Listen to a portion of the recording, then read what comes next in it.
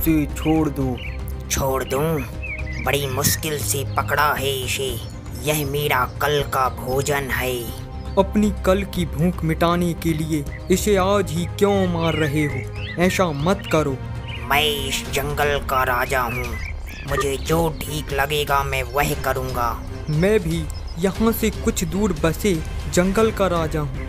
तो तुम अपने जंगल के जानवरों के बारे में सोचो और यहाँ से चले जाओ।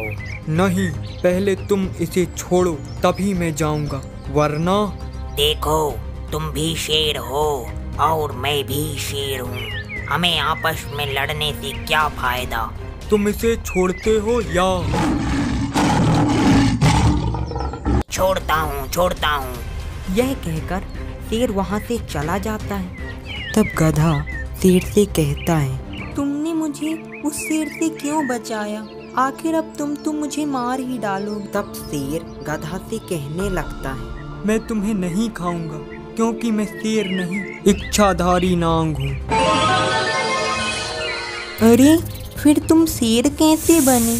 मैं एक इच्छाधारी नांग हूँ। मैं जब चाहूँ और जिसका चाहूँ उसका रूप धारण कर सकता हूँ। मैंने तुम्हारी रक्षा करने के लिए शेर का रूप धारण किया था।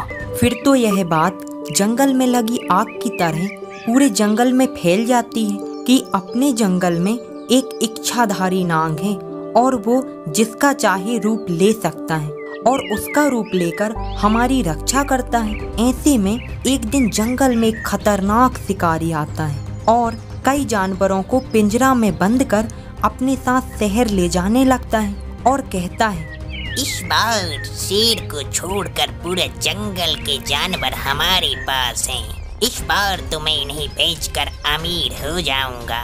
तुम इन पर नजर रखना।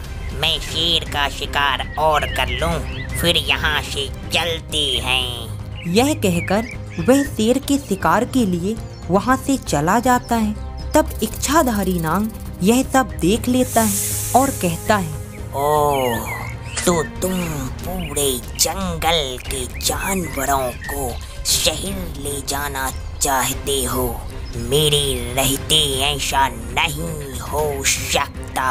तब वह नांग उसी शिकारी का रूप धारण कर उन जानवरों की रक्षा करने के लिए चला जाता है और कालिया से कहता है, तुम इन जानवरों को छोड़ दो।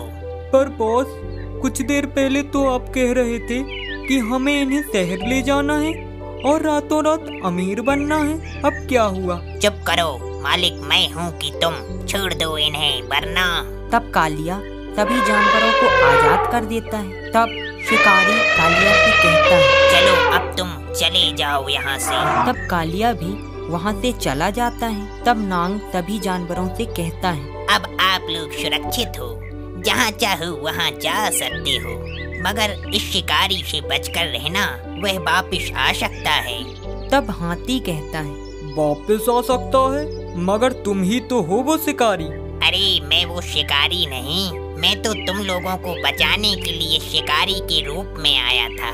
मैं तो तुम सबका रक्षक इच्छाधारी नाग हूँ। सभी जानवर बहुत खुश होते हैं। फिर तो सभी जानवर अपनी समस्या लेकर जंगल के राजा शेर के पास जाने की बजाय सीधा नांग के पास पहुँचते।